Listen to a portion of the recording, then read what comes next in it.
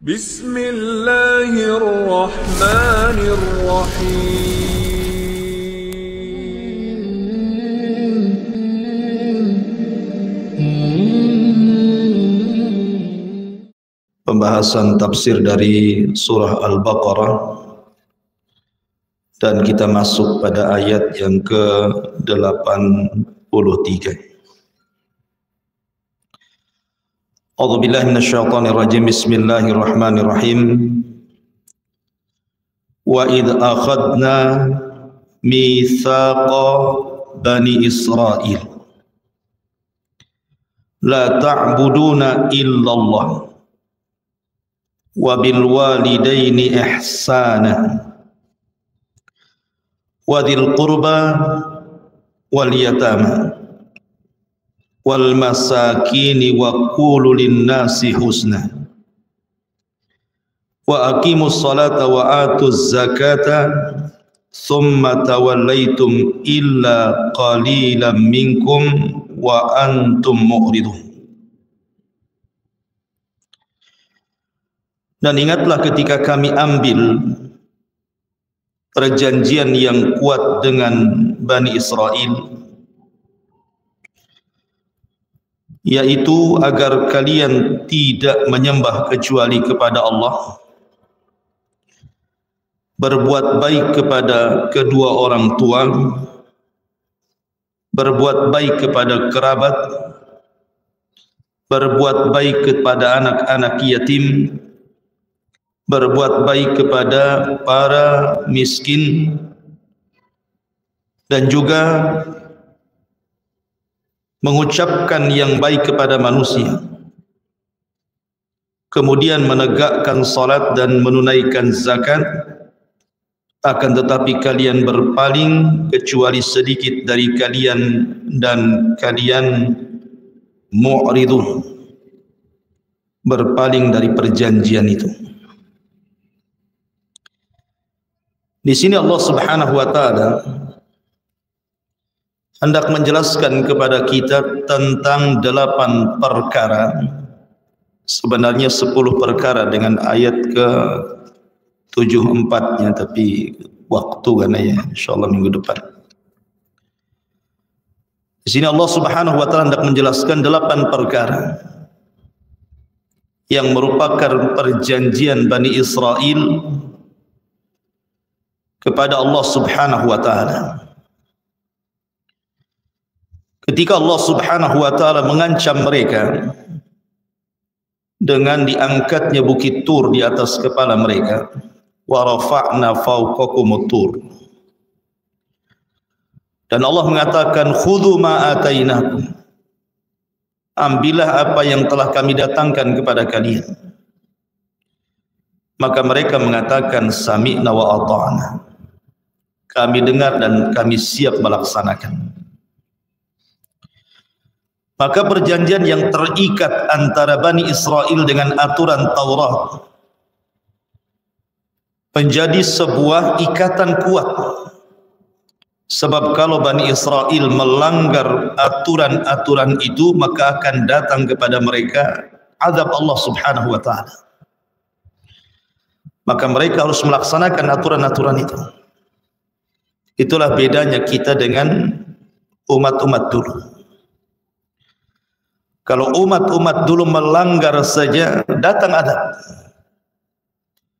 Tetapi Nabi SAW diutus rahmatan lil alamin. Betapa banyak hari ini yang melanggar aturan-aturan Al-Quran dan Sunnah, tidak diadab seperti adab yang pernah Allah turunkan kepada umat-umat sebelum kita. Dan ini rahmat namanya. Di sini Allah Subhanahu wa taala menjelaskan kepada kita 8 perkara perjanjian Bani Israel yang mereka harus laksanakan. Pertama, Allah Subhanahu wa taala mengatakan, la ta'buduna illallah. Mereka tidak boleh menyembah kecuali kepada Allah. Tauhid. Dan perjanjian tauhid ini bukan hanya perjanjian Bani Israel saja, kepada nabinya dan kepada kitabnya Taurat, tapi semua umat mereka harus mentauhidkan Allah Azza wa Jalla.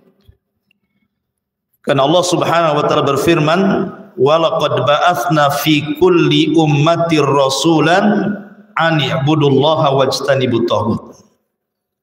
Dan kami utus pada tiap-tiap umat ini seorang rasul utusan, di mana tugas para utusan ini mengatakan kepada setiap umatnya, sembahlah Allah, artinya tauhidkan Allah dan jauhi sesembahan selain daripada Allah alias taghut. Itulah dakwah seluruh para nabi dan rasul. Adapun terkhusus Bani Israel, Allah katakan la ta'buduna illallah, karena Bani Israel ini mudah sekali kufur. Contoh saja kisah ketika Nabi Musa mengambil Taurat selama 40 hari, tiba-tiba sebagian besar Bani Israel murtad dan menyembah patung anak sapi yang dibentuk samiri. Mudah sekali mereka murtad. Kemudian juga kisah tentang ketika baru saja mereka diselamatkan dari kejaran Fir'aun dan kedua mata mereka melihat bagaimana Fir'aun ditenggelamkan. Tiba-tiba mereka melihat ada satu kampung yang menyembah berhala, mereka pun ingin dibuatkan berhala yang sama dan mengatakan, ij'al lana ilahan kama lahum alihah. Jadikan Tuhan seperti mereka wahai Musa. Dan banyak lagi kisah-kisah kufurnya Bani Israel. Makanya ditekankan dengan tauhid, alla ta'buduna illallah. Jangan kalian pernah menyembah kecuali hanya kepada Allah. Artinya tauhidkan Allah. Ini yang pertama. Kemudian yang kedua, wabil walidaini ihsana. Dan dengan kedua orang tua ihsana, hendaklah kalian berbuat baik.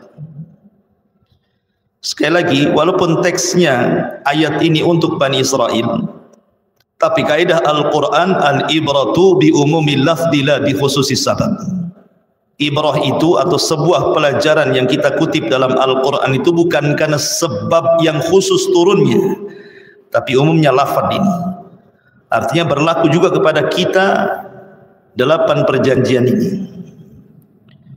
Di sini yang kedua, wabil walidaini ihsana. Dan dengan kedua orang tua hendaklah kita berbuat baik. Ma'asyiral muslimin yang dimuliakan Allah Subhanahu wa taala. Kalimat ihsana, hendaklah kita berbuat baik kepada kedua orang tua, Allah sebut satu nafas di banyak ayat dalam Al-Quran. Antara perintah tauhid dengan berbuat baik kepada orang tua, itu sering disebut dalam Al-Quran.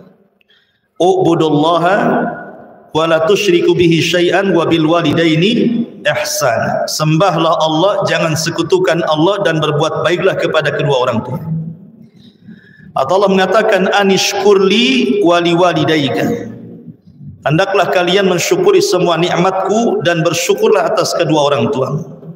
Lah dalam ayat ini juga Allah sebut berbuat baik kepada orang tua itu setelah perintah tauhid. Alla ta'buduna illallah wabil walidaini ihsana. Kenapa?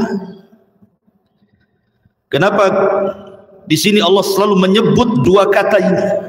Tauhid, berbuat baik kepada orang tua. Bersyukurlah akan nikmatku dan nikmat kedua orang tua.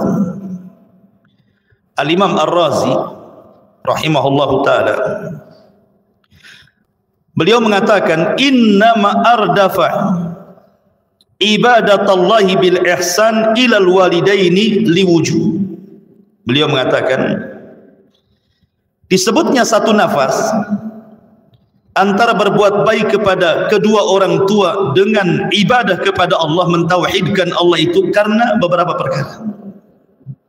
Salah satunya beliau mengatakan ahaduhuma, yang pertama, anna ni'matallahi ta'ala 'alal 'abdi a'zam fala budda min taqdimi syukrihi ala syukri ghairihi. Thumma ba'da ni'matillahi fa ni'matul walidaini a'am an-ni'am wa dzalika li anna al-walidaini humal aslu was sababu fi kaunil waladi wa wujudihi kama annahuma mun'imani alaihi bitarbiyati amma ghairul walidaini fala yasdur anhul in'am bi aslil wujud. Beliau mengatakan bahwa nikmat Allah terhadap hamba tentu jauh lebih besar dibandingkan nikmat yang diberikan kepada yang lainnya dari selain Allah Azza wa Jalla. Maksudnya kebaikan. Lah nikmat Allah Subhanahu wa taala dijelaskan di sini tentu harus didahulukan kita bersyukur kepada Allah karena Dia asal yang menciptakan kita. Tetapi wujudnya kita di dunia ini itu disebabkan kedua orang tua. Kalau antum tidak punya orang tua, enggak mungkin antum hidup. Memang Allah yang menciptakan, tetapi adanya kita itu karena ada orang tua. Hiduplah kita, lahirlah kita. Sebab itulah makanya kenapa Allah iringkan antara tauhid dan berbuat baik kepada kedua orang tua. Ingat bahwa keberadaan kita itu disebabkan karena ada kedua orang tua. Kalau nggak ada orang tua, nggak ada kita, nggak terlahir kita ini. Ya. Bahkan yang lebih hebat lagi, Nabi SAW mengatakan, kullu maulud yuladu alal fitrah, fa'abawahu yuhawidanihi au yunassiranihi au yumajjisanihi. Setiap bayi yang lahir itu terlahir fitrah kan. Bapaknya yang menjadikan dia Yahudi, bapaknya yang menjadikan dia Nasrani, atau bapaknya yang menjadikan dia Majusi. Tetapi tidak ada kalimat bapaknya yang menjadikan Islam, karena memang setiap bayi terlahir Islam. Tetapi dengan kita memiliki kedua orang tua yang keduanya sudah beragama Islam, maka ini nikmat yang sangat besar. Kita tidak terlahir di agama Nasrani, kita tidak terlahir di agama Yahudi ataupun Majusi. Coba kalau seandainya kita berada di lingkungan mereka, mungkin Anda tidak mendapatkan nikmat Islam. Dan ini nikmat terbesar. Al-yawma akmaltu lakum dinakum wa atmamtu alaikum ni'mati wa raditu lakumul Islam madina. Soal orang tua itu awam, tidak cerdas dalam pengetahuan agama, tetapi dengan lahirnya kita di lingkungan Islam ini nikmat besar. Tentu harus bersyukur. Dan tidak ada yang bisa menandingi nikmat sebesar Islam di antara nikmat-nikmat yang lainnya. Ma'asyiral muslimin yang dimuliakan Allah Azza wa Jalla. Kemudian kata beliau yang kedua, bahwa annallaha la yutla bi in'amihi 'alal abdi iwadhan albatta. Allah itu ketika memberikan nikmat, Allah tidak butuh kepada kita untuk mengganti nikmat itu. Allah tidak butuh mengganti nikmat Allah Subhanahu wa taala. Layaknya kita memberi, tentu kita ada harapan orang itu memberi lagi kepada kita. Jazaul ihsan ilal ihsan, gitu. Balasan kebaikan kan kebaikan yang sama. Tapi Allah Subhanahu wa taala mengatakan dalam Al-Qur'anul Karim, "Ma nuridu minkum ayyut'imun." Kami tidak menghendaki kalian menyerahkan makanan kalian kepadaku. Artinya Allah Subhanahu wa taala ketika memberikan nikmat itu tidak berhajat kepada ganti daripada yang Allah berikan kepada kita. Cukup bersyukur saja. Salat, atau dengan cara nikmat itu diberikan di jalan Allah Azza wa Jalla. Lah sebagaimana Allah seperti itu, maka kebanyakan kedua orang tua pun mungkin seperti itu. Kecuali mungkin ada beberapa orang tua yang tidak dirahmati Allah Subhanahu wa taala. Tetapi di mana-mana orang tua itu ketika mereka mentarbiah anaknya, menyekolahkan anaknya, membesarkan anaknya, keinginan mereka itu hanya satu, supaya anaknya jauh lebih baik kondisinya dibandingkan mereka. Itu saja kan. Dulu saya tidak sekolah, jangan sampai anak saya tidak sekolah. Itu bahasa orang tua. Sehingga di mana-mana orang tua itu, walaupun Anda sudah besar namanya, Anda sudah menjadi orang hebat, selebritis, dipandang manusia, dihormati manusia, orang tua itu tidak memandang jabatan kita. Orang tua itu hanya tahu bahwa Anda ini anaknya, itu saja. Ma'asyiral muslimin yang dimuliakan Allah Azza wa Jalla, sebab itulah maka kenapa Allah iringkan antara tauhid dan berbuat baik kepada kedua orang tua. Kemudian yang ketiga, annallaha la yamil minal in'ami 'alal abdi walau atal 'abdu bi a'dhamil jara'i. Allah itu tidak bosan memberikan nikmatnya kepada hamba walaupun hamba itu kurang ajar. Lihat orang-orang kafir, tetap saja Allah berikan rizki kepada mereka. Allah berikan makan, berikan minum, tempat tinggal yang bagus, usaha yang bagus, kesehatan yang bagus, walaupun mereka kafir. Maka sebagaimana Allah Subhanahu wa ta'ala juga tidak bosan ketika berbuat baik kepada hambanya dan rizki yang diturunkan kepadanya, maka terkadang ada sebagian orang tua pun sama. Coba ketika antum masih bayi itu, ada enggak orang tua bosan merawat antum? Malas, saya campakkan aja anak ini. Ada, tetap aja dibesarkan antum. Tetap antum sudah tua begini. Ini jasa siapa gitu ya? Jasa orang tua. Makanya kenapa Allah iringkan dua kalimat ini? Makanya penting kita ini jazaul ihsan ilal ihsan. Sebagaimana orang tua sudah berbuat baik kepada kita, tolong berbuat baik kepada orang tua. Walaupun sampai kepada menyinggung perasaan, jangan sampai. Saya contohkan satu kisah. Ma'ruf, kisah siapa? Kisah Nabi Yusuf alaihi salatu wassalam.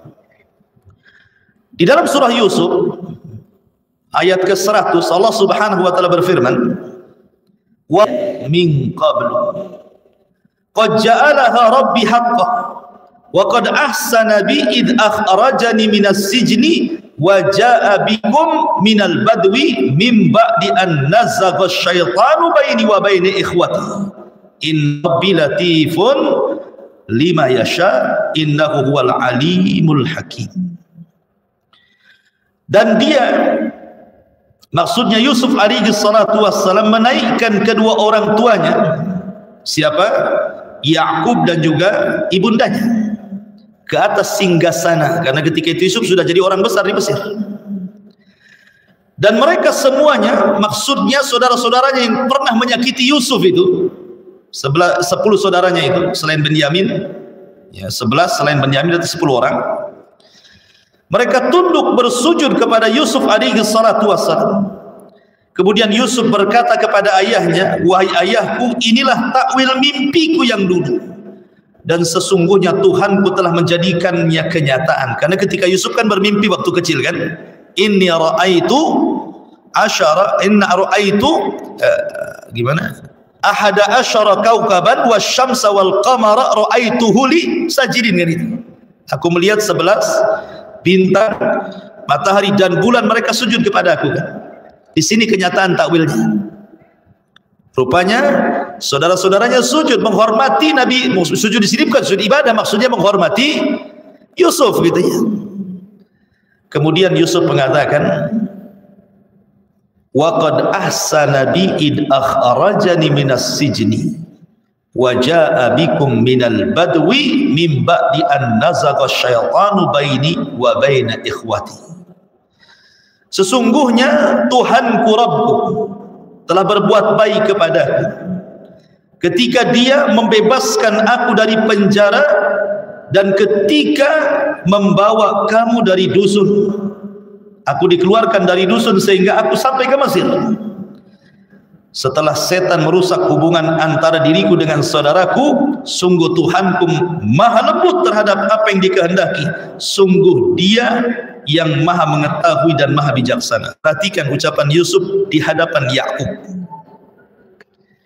Ma'ruf ikhwan, Nabi Yusuf itu kan cekcok dengan saudara-saudaranya kan? Karena hasadnya saudara-saudara Yusuf alaihi salam. Dan ketika itu Yusuf kan masih kecil. Kemudian berakhir dengan memasukkan Yusuf ke dalam sumur. Kemudian setelah itu Yusuf dibawa oleh para pedagang. Kemudian dijual dengan harga yang murah. Kemudian dibeli oleh Raja Aziz, pejabat namanya Aziz. kemudian dapat fitnah, digoda oleh istrinya, akhirnya masuk penjara. Dan belakangan kemudian mentakwilkan mimpi raja, kemudian diangkat menjadi bendaharawan Mesir, dan Raja Fir'aun di zaman Nabi Yusuf beriman kepada Yusuf. Di sini ayat ini ingin menjelaskan kepada kita bagaimana Yusuf menjaga perasaan ayahnya. Yusuf tidak menceritakan kejahatan saudara-saudaranya. Dia hanya mengatakan kalimat, "Waqad ahsana rabbi id akhrajani minas sijni wa jaa bikum minal badwi mim ba'di an nazagha syaitan baini wa bain ikhwati." Kata Yusuf, sungguh Rabbku telah berbuat baik kepadaku saat Allah keluarkan aku dari penjara, dan menceritakan kenapa dia di penjara. Karena aku difitnah. Menunjukkan apa? Yusuf ingin menenangkan hati bapaknya. Beda kalau dia bercerita aku masuk penjara karena nyuri begitu. Sesat ada orang tuanya. Ya kan? Tetapi Yusuf kan masuk penjara bukan karena berbuat kriminal kan gitu. Dia menceritakan kepada orang tuanya. Dan orang tuanya kan akan tenang bahwa anaknya dizalimi sehingga masuk penjara kan itu. Kemudian yang kedua, waja'a bikum minal badwi mim ba'di an najaga syaitan baini wa baina ikhwati. Kemudian Yusuf mengatakan, dan Allah keluarkan aku dari desa, maksudnya dari Palestina gitu ya, sehingga aku sampai di Mesir setelah dulu memang ada konflik antara aku dan saudaraku, itu pun karena setan yang membuat konflik. Bahasa Nabi Yusuf menenangkan hati bapaknya. Yusuf bisa saja bercerita kan, dulu saudara-saudara inilah yang mencemplungkan aku ke sumur sehingga aku dijual, aku jadi budak. Bisa saja Yusuf ngomong begitu. Tapi Yusuf tidak, menjaga perasaan Yakub. Dia hanya mengatakan secara global, Allah yang keluarkan aku dari desa itu sehingga sampai di Mesir, dan setan yang membuat aku konflik antara diriku dan saudaraku. Kan enak tuh bahasanya. Dari sini ikhwatu fidin, betapa banyak hari ini kalau ada anak-anak bertengkar dengan sesama saudara kandung, orang tua menjadi tempat aduan kan? Kadang-kadang orang tua jadi sakit gara-gara mikir anaknya. Betapa banyak orang-orang tua akhirnya sakit parah, akhirnya bahkan meninggal gara-gara mikir anaknya itu. La haula wala quwata illa billah. Jadi kalau seandainya ada konflik antar anak-anak, jangan sampai orang tua tahu, maksudnya begitu. Jaga perasaannya. Itu bagian daripada ihsan. Walaupun tidak dengan cara ucapan, dengan cara-cara raut muka lah. Kalaupun antum ada masalah, janganlah ditampakkan di hadapan orang tua gitu maksudnya. Karena itu bagian daripada ukuk perasaan, menyinggung perasaan orang tua itu tidak ihsan. Maka bagian daripada ihsan adalah minimalnya memasukkan rasa senang di hati kedua orang tua. Ma'asyiral muslimin yang dimuliakan Allah Azza wa Jalla, ini mana wabil walidaini ihsan, dan tentu bukan hanya perasaan saja. Kita berbuat baik kepada kedua orang tua itu bil lisan, kemudian bil fi'li, bil ahwal, bil mal, itu penting. Dengan ucapan, dengan perbuatan, dengan menampakkan kondisi kita di hadapan orang tua, ataupun dengan harta kita. Jadi 4 perkara ini harus kita lakukan kepada kedua orang tua. Karena begini ikhwan, ada hadis Nabi SAW, inna atyaba ma akala rajulu min kasbihi wa inna waladahu min kasbihi. Kata Nabi SAW, yang paling baik sesuatu yang Anda makan adalah hasil usaha sendiri. Hasil usaha kita, dengan keringat kita bekerja, kemudian dapat hasil kita makan. Itu sebaik-baik hasil pekerjaan. Kemudian Rasulullah mengatakan, wa inna waladahu min kasbihi, dan semua anak yang terlahir itu usaha orang tua. Dalam riwayat Rasul mengatakan, anta wa maluka li abik, hartamu dan dirimu milik bapakmu. Kadang-kadang kita ini menyedihkan hari ini ikhwan, ada di pengadilan sidang, tiba-tiba anak menggugat orang tuanya hanya gara-gara waris. Ada kan? Di mana akalnya? Cemana kemudian dia berkonflik dengan orang tua gara-gara harta? Loh, harta kita sendiri, badan kita dengan harta kita itu milik bapak kita. Bahkan kalau orang tua mengambil sesuatu dari harta kita, itu hak dia. Hak dia. Bukan hak kita. Bukan jangan dianggap itu hutang loh ya. Bukan. Nggak ada urusan itu. Karena badan kita itu milik dia. Apalagi harta kita gitu ya. Makanya kewajiban kita itu berinfak kepada orang tua. Berikan apa yang dihajatkan kepada orang tua. Kalau sesama istri, kita punya istri yang satu kasur dengan kita, yang satu rumah dengan kita. Bagaimana kita ini memperlakukan istri kita? Harusnya orang tua jauh lebih hebat dibandingkan istri kita. Itu bagi laki-laki. Karena hak orang tua itu jauh lebih besar dibandingkan hak istri, bahkan hak anak-anak. Ingat kisah tentang 3 orang yang terjerembab dalam sebuah gua. Masuk dia ke gua, tertutup tuh guanya, nggak bisa keluar dia. Sehingga salah seorang di antara mereka mengatakan, kita harus bertawasul dengan setiap amal soleh kita yang pernah kita lakukan. Maka yang satu bertawasul dengan amal solehnya, kemudian mulai gua tergeser. Yang satu bertawasul dengan amal solehnya, kemudian gua mulai tergeser. Lah yang ketiga berbicara tentang orang tuanya. Dia mendahulukan orang tuanya dibandingkan anak istrinya. Rupanya pintu itu bergeser betul-betul dan mereka bisa keluar. Maka ma'asyiral muslimin yang dimuliakan Allah Azza wa Jalla, penting kita berbuat baik kepada orang tua sekalipun orang tua kafir. Sekalipun orang tua kafir. Sa'ad bin Abi Waqqas, Sa'ad ibn Abi Waqqas radhiyallahu anhu, seorang sahabat Nabi. Ketika dia masuk Islam, orang tuanya tidak masuk Islam. Marah orang tuanya, memaksa Sa'ad untuk murtad. Sa'ad, kalau kau tidak murtad, ibu mau bunuh diri. Dengan cara apa? Mogok makan, tidak akan makan. Tentu orang tua melihat ibu kan prihatin kan itu ya. Tapi kan harus memilih antara mempertahankan Islam dan berbuat baik kepada orang tua. Antara hak Allah dan hak hambanya, tentu hak Allah lebih diutamakan. Makanya Sa'ad bin Abi Waqqas tetap bertahan di atas Islam. Sampai akhirnya kemudian turun ayat dalam Al-Quran, wa in jahadaka ala an tusyrika bima laisa laka bihi ilmun fala tutihuma wa sahibhuma fid dunya ma'rufa. Kalau kedua orang tua memaksa kamu untuk menyekutukan Allah, jangan kau taati. Tetapi wa sahibhuma, ini syahidnya di sini. Wa sahibhuma fid dunya ma'rufa. Tetapi tetaplah berbuat baik kepada kedua orang tuamu walaupun keduanya kafir. Kalau seandainya Allah Subhanahu wa taala mengatakan wasahibhuma fid dunya ma'rufa, kita tetap berbuat baik kepada kedua orang tua yang kafir, macam mana kalau orang tua kita ini beriman? Oh, yang kafir saja digitukan kan itu ya. Jangan sampai kita durhaka. Lah apalagi kalau kedua orang tua kita ini muslim dua-duanya. Nah dari sini ikhwatu fiddin menunjukkan wajibnya kita berbuat baik kepada kedua orang tua, terutama mendoakan. Abu Hurairah radhiyallahu anhu itu kalau di pagi hari dia bangunkan ibunya kemudian mendoakan, semoga Allah Subhanahu wa taala mengampuni dosa-dosamu hai ummah, semoga Allah memberikan keselamatan. Didoakan sama Abu Hurairah radhiyallahu anhu, sebagaimana engkau telah merawat diriku sejak kecil, maka semoga Allah mengampuni dosa-dosamu. Pernah enggak antum setiap pagi mendoakan orang tua? Sekarang ini tidak ada alasan orang tua itu harus di rumah. Anggaplah orang tua antum di kampung. Sekarang sudah ada handphone, ikhwan. Apa susahnya antum telepon mendoakan kedua orang tua? Sedang orang tua itu kedoakan.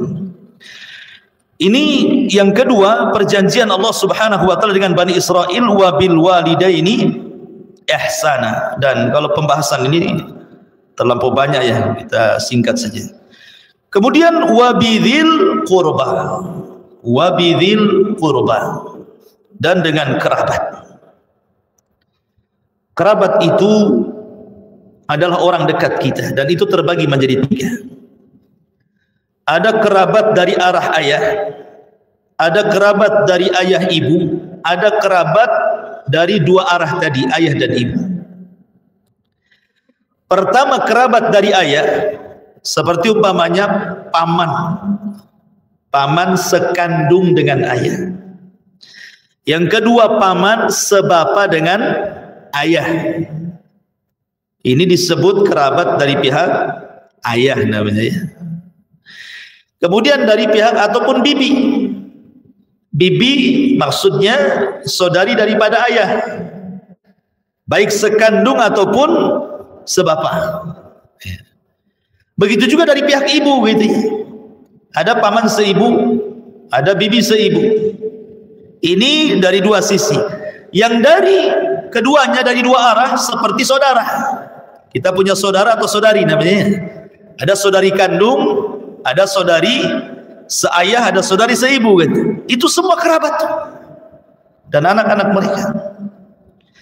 Dan di antara kerabat yang paling tinggi adalah paman, karena paman itu pengganti daripada ayah. Paman itu ibarat ayah kita. Jadi kalau Allah takdirkan ayah kita meninggal dan kita punya paman, dialah orang tua kita. Jangan berkonflik dengan paman. Ya, paman seayah ya. Makanya ketika Imran menjadi imam di Baitul Maqdis, kemudian meninggal dunia saat Hanna istrinya hamil, yang bernazar bahwa ingin punya anak laki-laki supaya menggantikan ayahnya menjadi imam Baitul Maqdis, rupanya keluar pula perempuan Maryam bintu Imran. Tapi karena sudah bernazar, ya sudah, kemudian dibawa ke Baitul Maqdis. Siapa yang mengkafilnya? Zakaria. Siapa Zakaria ini? Masih ada saudara kerabat dengan Maryam. Ya. Jadi orang tuanya Maryam. Makanya siapapun yang masih hidup, paman-pamannya, kalau Allah takdirkan orang tua sudah meninggal, hormati paman itu. Paman itu adalah bimanzilatil ab. Dia sekedudukan dengan bapak. Baru kemudian setelah itu bibi. Karena itu juga sekedudukan dengan ibu kita. Baru setelah itu saudara-saudara sekandung, saudara sebapa, makin jauh makin jauh. Yang jelas bahwa Allah Subhanahu wa taala berfirman, yas'alunaka madza yunfiqun qul ma anfaqtum min khairin falil walidaini wal aqrabin. Mereka bertanya-tanya, ya Rasul, kalau aku punya harta kemana aku infakkan? Maka Allah jawab, katakan ya Muhammad, sebaik-baik kau nafkahkan infakmu kepada kedua orang tuamu, baru setelah itu kepada kerabat. Terkadang kita ini terbalik gitu ya. Berbuat baik kepada orang lain tetapi sama kerabat tidak baik. Kebanyakan gitu. Wallahu a'lam alasannya. Tapi yang jelas bahwa kerabat itu bagian daripada perkara yang kita harus berbuat ihsan kepada mereka. Apalagi kalau antum punya kerabat dan menjadi tetangga antum. Rumahnya sebelahan. Itu punya 3 hak. Ya. Kalau dia seorang muslim dan dia kerabat antum dan dia tetangga antum, 1 dia hak kerabat, 2 hak tetangga, 3 hak seorang muslim. Berarti kalau tetangga ini memiliki 3 hak, maka berbuat baik jauh lebih besar dibandingkan tetangga yang lain. Karena Islam mengatur hak kerabat gitu ya. Ma'asyiral muslimin yang dimuliakan Allah Azza wa Jalla. Kemudian setelah itu Allah mengatakan, ini yang ketiga. Kemudian yang keempat, wal yatama wal masakin. Di sini Allah dahulukan kalimat yatim kemudian miskin. Tapi dalam ayat yang lain Allah dahulukan miskin kemudian yatim. Seperti Allah mengatakan wa yut'imuna at'ama ala hubbihi miskinan wa yatiman wa asira. Di sini dalam ayat lain Allah dahulukan miskin baru yatim gitu. Atau seperti kisah Nabi Khidir ketika mengajarkan Musa alaihi salatu wasallam, mendahulukan bercerita tentang miskin, kapal-kapalnya orang miskin yang dibolongi Musa kan. Baru cerita anak yatim yang rumahnya dirobohkan. Miskin dulu baru yatim. Tapi di sini Allah dahulukan yatim baru miskin. Apa bedanya? Kenapa di satu sisi mendahulukan yatim baru miskin, di sisi lain mendahulukan miskin baru yatim? Ulama mengatakan dalam babul ihsan, berbuat baik, maka yatim didahulukan dibandingkan miskin. Tetapi dalam bab al-it'am, memberi makan, maka miskin didahulukan dibandingkan yatim. Kenapa? Karena terkadang anak yatim belum tentu miskin. bapaknya pengusaha, mati, anaknya warisannya kaya, kan itu ya. Jadi anak yatim itu belum tentu miskin, sebagaimana miskin pun belum tentu yatim, kan begitu. Tapi kan kondisinya dalam bab memberi makan itu kenapa dahulu miskin? Karena memang itu yang dihajatkan orang miskin, makan. Apalagi orang miskin itu. Ya. Tetapi dalam bab ihsan, berbuat baik, maka kita harus mendahulukan anak-anak yatim dibandingkan miskin. Dan saya ulang, ada 4 perkara yang antum harus berbuat baik kepada anak yatim. 1, bil qaul, dengan ucapan. Antum ngomong sama anak yatim, kamu ini saya anggap anakku, saya ini bapakmu, gitu kan. Seolah-olah apa? Karena kan kehilangan bapaknya. Kalau kita ngomong begitu kan senang dia kan, diakui bahwa walaupun bapaknya sudah meninggal itu dia merasa bahwa semua menganggap bapak dia. Atau memuji bapaknya. Nah, bapakmu itu dulu Masya Allah bagus, baik, walaupun dulu mantan rampok umpamanya. Jangan diceritakan kejahatannya. Tetap kita puji bapaknya di hadapan supaya anaknya bangga gitu ya. Nanti kalau anaknya tahu kalau bapaknya penjahat dan antum ceritakan gitu, antum sama dengan menyakiti hati anak itu. Artinya bahwa kita harus berbuat baik juga dengan kaul, dengan ucapan. Kemudian yang kedua, bil fi'li, dengan perbuatan. Di zaman Rasul ada orang yang mengeluh kepada Rasul, keras hatinya. Dia baca Quran susah, nangis. Punya keras sekali, mendapatkan ceramah agama ya tetap aja keras. Mendengarkan Quran, baca Quran tidak juga lembut hatinya. Datang dia kepada Nabi mengadukan soal kerasnya hati. Maka Nabi SAW mengatakan, wamsah ra'sal yatim talinu qalbak. Usap kepala anak yatim, semoga Allah lembutkan hati. Jadi kalau antum sudah keras hati, cari anak yatim, usap kepalanya. Jangan diusap juga, kasih amplop dia ya, supaya mau diusap. Kalau nggak dikasih apa-apa mau diusap dia. Yang ada lari, takut nengok antum. Jadi kalau antum udah iming-iming kasih duit, senang dia merapat ya kan itu. Jadi di sini dari segi perbuatan harus melembutkan. Kenapa? Karena orang yang tidak pernah sayang kepada anak yatim itu mengeraskan hati. Ara'aital ladzi yukadzibu biddin fadzalika alladzi yadu'ul yatim wa la yakhuddu 'ala ta'amil miskin. Tidakkah kau lihat para pendusta agama? Kenapa orang itu bisa mendustakan agama? Karena keras hatinya. Kalau tidak keras hatinya, orang tidak mungkin mendustakan agama. Yang mendustakan itu keras hatinya. Makanya kata para ulama, kalaulah para pembesar jahiliyah di zaman Rasul itu memiliki rahmat sedikit saja kepada fuqara wal masakin dan kepada anak-anak yatim, niscaya mereka menerima dakwah Nabi. Tapi karena kerasnya hati orang-orang Arab jahiliyah di zaman Rasul, makanya mereka jadi para pendusta agama. Apa yang membuat keras hati orang itu? Karena mereka yadu'ul yatim, menghardik anak yatim, dan tidak menyuruh manusia untuk memberi makan fakir miskin. Maka dengan cara, kalau ingin melembutkan hati, usap anak-anak yatim kepalanya. Kemudian bil ahwal, maksudnya dengan kondisi kita, tampakkan keceriaan kepada anak yatim itu. Kemudian bil mal, maksudnya dengan harta, bantu dengan cara mengkafil. Kata Rasul, ana wa kafilul yatim fil jannati kahatain.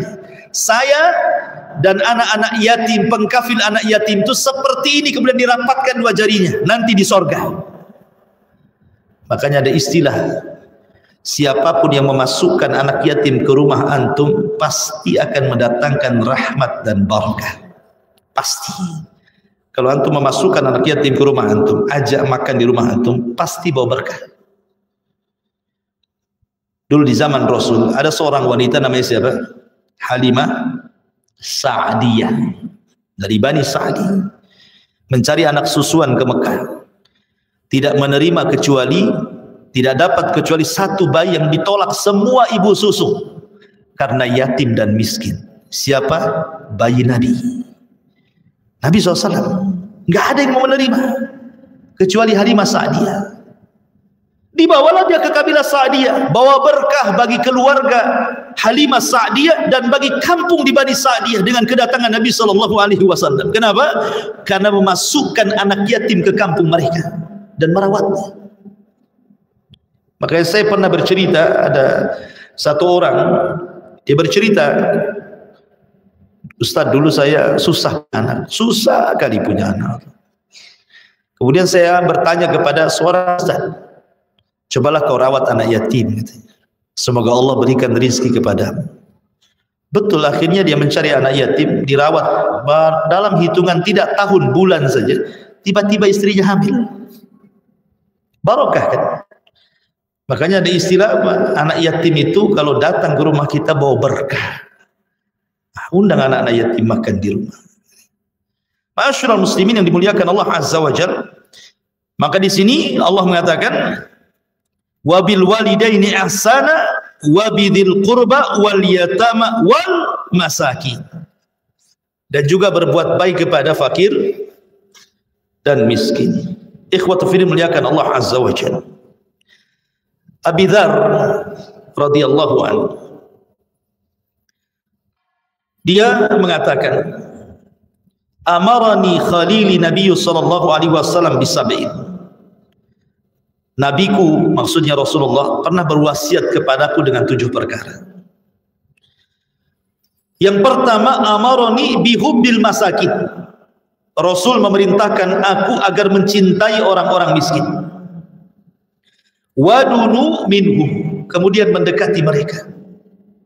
Wa amarani an anzura ila man huwa duni wala anzura ila man huwa fawqi, dan memerintahkan agar aku melihat ke bawah, jangan pernah melihat ke atas. Wa amarani an asila rahimah, dan juga memerintahkan kepadaku untuk menyambung silaturahim. Wa amarani an as'ala ahadan syai'an, dan merintahkan kepadaku agar aku tidak menjadi orang yang meminta-minta. Wa amarani an aqula bil haqq wa in kana murra, dan merintahkan kepadaku untuk mengucapkan kalimat yang benar walaupun pahit rasanya. Wa amarani alla akhafu fillahi laumata laim, dan merintahkan kepadaku agar jangan takut kepada siapapun celaan yang mencela dirinya, dan takutlah hanya kepada Allah Azza wa Jalla. Wa amarani an ukthira min qawli la haula wala quwata illa billah, dan merintahkan kepadaku untuk memperbanyak ucapan la haula wala quwata illa billahi wa ba'd fa innahunna min kanzi tahtal arsy, karena itu semua adalah pembendaharaan yang berada di bawah arsy Allah Subhanahu wa taala, maksudnya pembendaharaan surga. Di sini ada kalimat apa? Di antara wasiat Rasul kepada Abi Dzar, Rasul memerintahkan kepadaku untuk mencintai orang-orang miskin. Dan Nabi SAW adalah orang yang paling cinta dengan orang-orang miskin. Bahkan Nabi SAW sampai berdoa kan kepada orang-orang miskin itu agar dikumpulkan bersama mereka, orang-orang miskin. Abu Hurairah radhiyallahu anhu suatu ketika bercerita, 3 hari Abu Hurairah itu tidak mendapatkan makan, lapar, sehingga tidak kuat berdiri. Dan Abu Hurairah itu kan orang miskin, termasuk ashabu suffah. Jadi suatu ketika di hari Jumat, selesai sholat Jumat, Abu Hurairah sudah tidak tahan, sudah gemetar ya. Kita aja lapar 1 hari tidak makan gemetar ya. Ini 3 hari tak makan, apa lebih gemetar ya. Tidak sangguplah Abu Hurairah bangun. Akhirnya Abu Hurairah radhiyallahu anhu hanya bisa terduduk di babi salam, di salah satu pintu namanya pintu salam di Masjid Nabawi. Seorang sahabat tentu izahnya kuat untuk tidak meminta-minta ya kawan. Padahal orang seperti Abu Hurairah sudah layak meminta-minta kan itu. Tapi Abu Hurairah hanya duduk, hanya mengharap kalau Abu Bakar lewat mengucapkan salam, kemudian melihat kondisinya, dia paham bahwa dia sedang lapar. Rupanya Abu Bakar lewat, assalamualaikum ya Abu Hurairah, waalaikumsalam warahmatullahi, ya Abu Bakar pergi. Rupanya kurang peka Abu Bakar. Kemudian Umar lewat, salam lagi, nggak peka juga Umar itu. Salam jawab salam pergi. Datang Utsman, datang sahabat, sampai tidak ada satupun sahabat di masjid tidak peka dengan kondisi Abu Hurairah itu. Terakhir Rasul yang keluar. Kemudian Assalamualaikum, waalaikumsalam ya Rasulullah. Ada apa dengan anda ya Abul Hir? Ada apa engkau ini? Kemudian Rasulullah sallallahu alaihi wasallam karena melihat dia sedang memegang perut, pasti dia lapar. Kata Rasul, ya Abu Hurairah, ayo kita ke rumah. Datanglah Rasul dengan Abu Hurairah ke rumah salah satu istrinya. Kemudian Nabi SAW menghidangkan tamar dan air susu. Yang diperlukan itu kan air susu tuh, yang bisa menambah tenaga kan, itu protein kan itu. Dalam hati Abu Hurairah, dikiranya Rasul kan airnya cuma sedikit air susunya. Dikiranya Rasul mengatakan, kul ya Abu Hurairah, makan wahai Abu Hurairah. Itu dalam perasaan Abu Hurairah. Tiba-tiba kata Rasul, ya Abu Hurairah, panggilkan ashabus suffah yang lainnya, katanya. Sementara jumlah ashabus suffah itu 70 orang. Ini paling cukup 1-2 orang. Sementara Abu Hurairah sedang lapar sekali kan itu.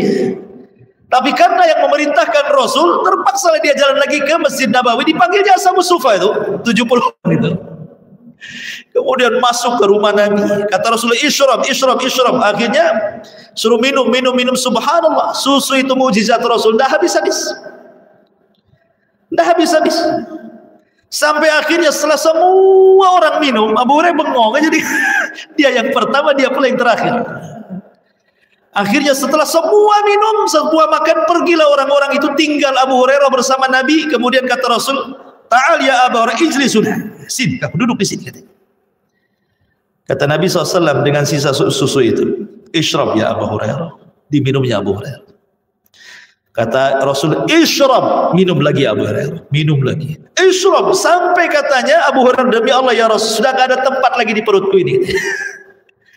Kata Nabi SAW, kalau gitu kemarikan ina itu, bejana itu, diminum sama Nabi. Lihat bagaimana Nabi SAW sangat suka meminum bekas minumnya fuqara wal masakin. Itu syahidnya di sini. Ya. Karena apa? Karena kalau seandainya seseorang itu makan enak, sementara ada orang miskin, nyakiti hati orang itu sebenarnya. Nabi justru memakan bekas makanan orang-orang miskin. Betapa banyak orang-orang yang sekarang kelebihan makanan di rumahnya, padahal banyak orang-orang miskin dibuang di tong sampah sama dia. Sementara orang-orang miskin yang kelaparan ngorek-ngorek di situ cari makan, apa tidak menyakitkan hati mereka? Disitulah Nabi SAW mengajarkan kepada kita hubul masakin. Makanya kenapa Nabi SAW selalu berdoa kepada Allah Subhanahu Wa Taala agar menjadi manusia-manusia yang hubbal masakin. Allahumma ahyini miskinan wa amitni miskinan wahsyurni fi zamratil masakin. Dalam riwayat Nabi mengatakan, Allahumma inni as'aluka fi'lal khairah wa tarkal munkarah wa hubbal masakin. Ini doa Rasul. Ya Allah, anugerahkan kepadaku cinta kepada orang-orang miskin gitu.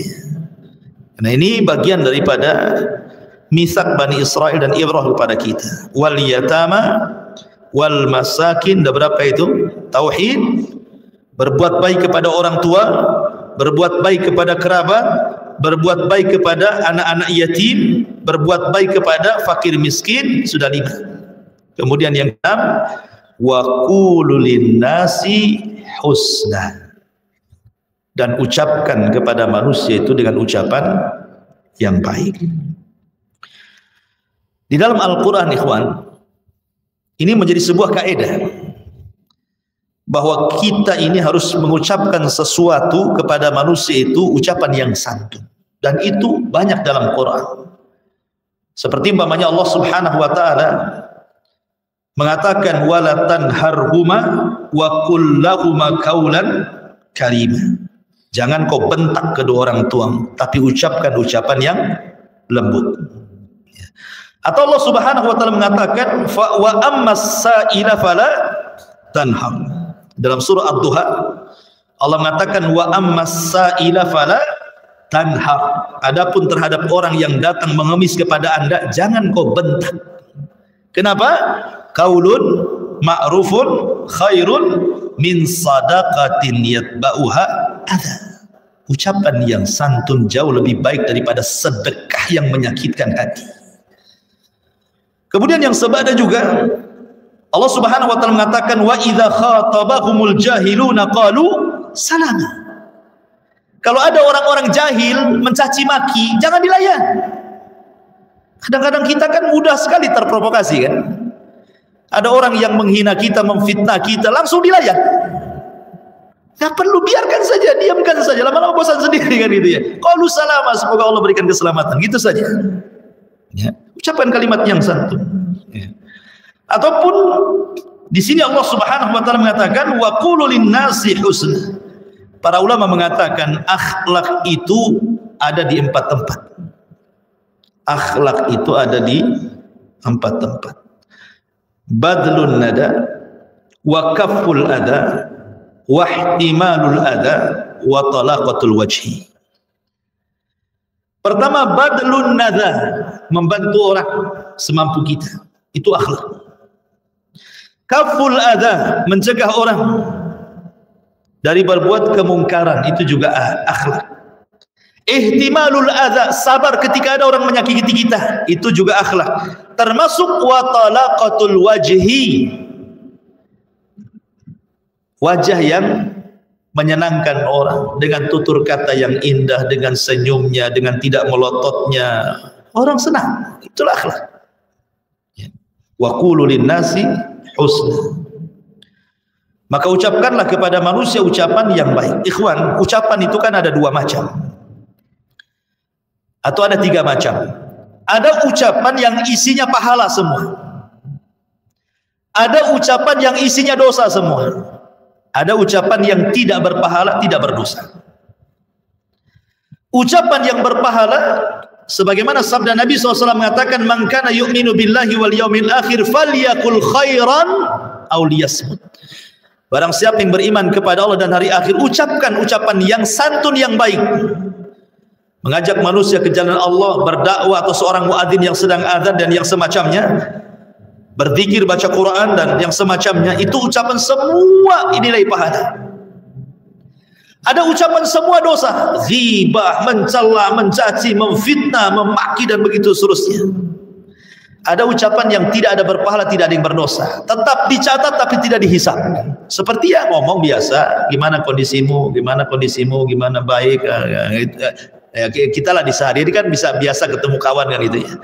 Ya itu tidak berpahala, nggak berdosa, tetapi tetap dicatat tapi tidak dihisab.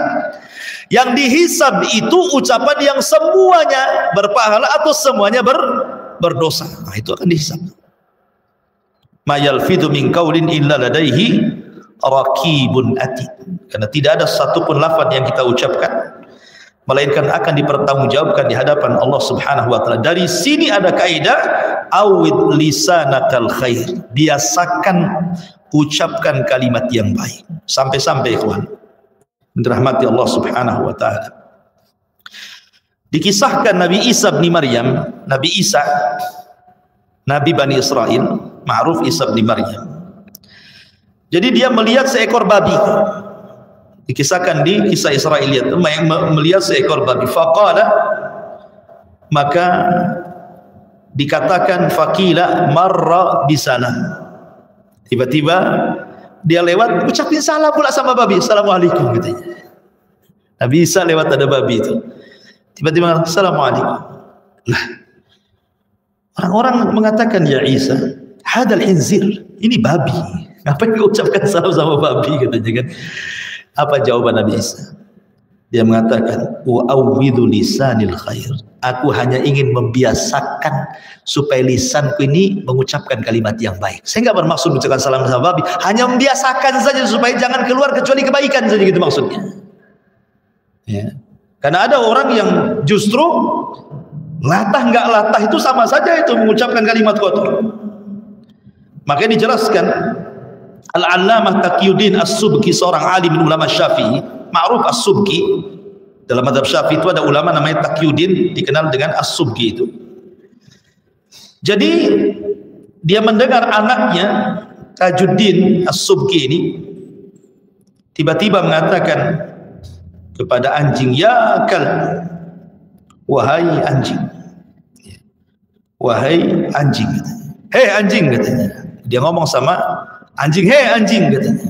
Memang anjing, apalagi omongannya, masa anjing dibilang babi kan? Hei anjing katanya gitu.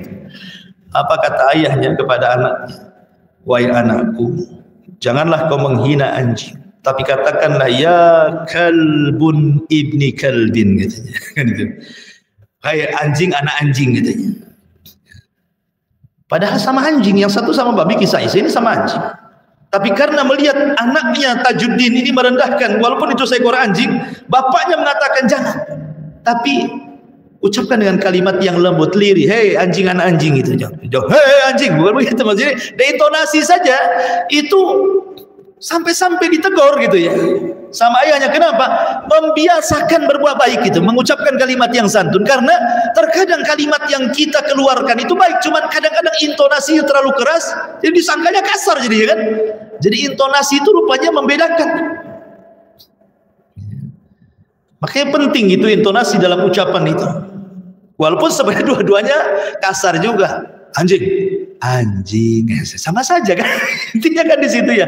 Tapi sebenarnya kan orang mendengarkan beda tuh cara ininya kan. Oh yang satu disangka guyon, yang satu mungkin jangan-jangan bentak saya kan gitu ya. Jadi penting soal intonasi bicara pun bagaimana para ulama itu mengajarkan kepada kita, sampai kalimat anjing pun dibahas gitu ya oleh para ulama.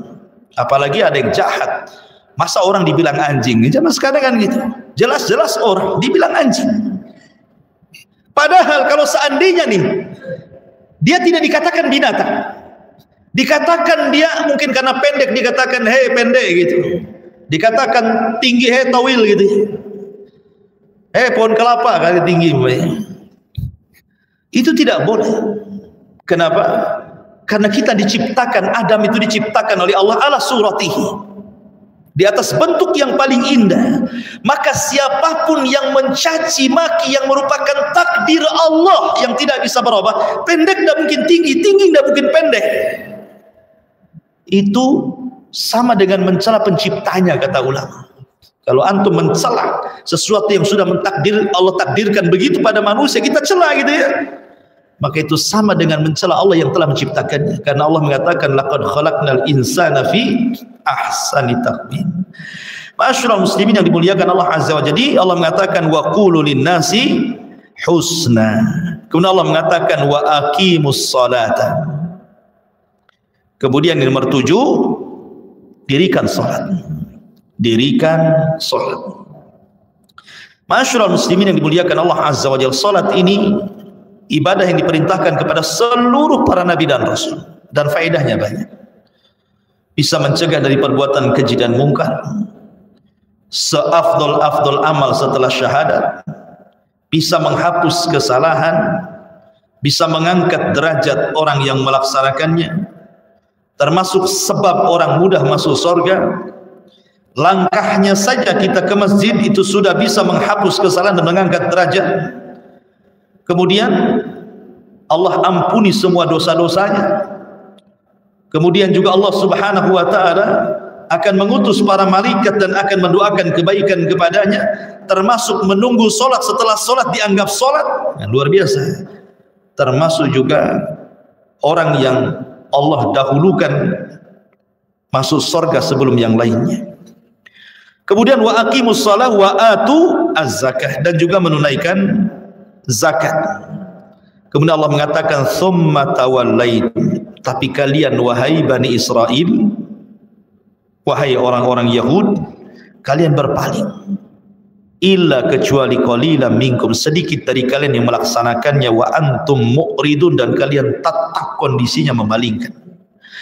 Karena orang-orang pilihan Bani Israel saja terkadang mereka kurang beradab dengan nabinya kan, apalagi orang-orang yang bukan pilihan. Orang-orang pilihannya saja kurang sopan sama nabinya. Seperti ketika saya bercerita kepada antum tentang kisah orang-orang yang menyembah patung anak sapi Samiri, itu orang-orang jahilnya, orang-orang awamnya. Orang-orang pilihannya Nuqaba Bani Israel lain pula sul adab kepada Nabi Musa. Ketika mereka telat menyusul Nabi Musa ketika mendapatkan mandat Taurat, karena Taurat sudah diterima Musa baru mereka datang, tiba-tiba mereka mengatakan lan nu'mina laka hatta narallaha jahra. Kami tidak akan beriman dengan kenabian wahai Musa sampai kami melihat Allah dengan kepala mata kami. Fa akhadhatkumus sa'iqatu wa antum tanzurun. Maka Allah kirim halilantar dan kalian melihatnya dan kalian mati semuanya. Itu orang pilihannya. Seperti itu. Apa lagi orang-orang awamnya gitu ya. Itulah Bani Israel.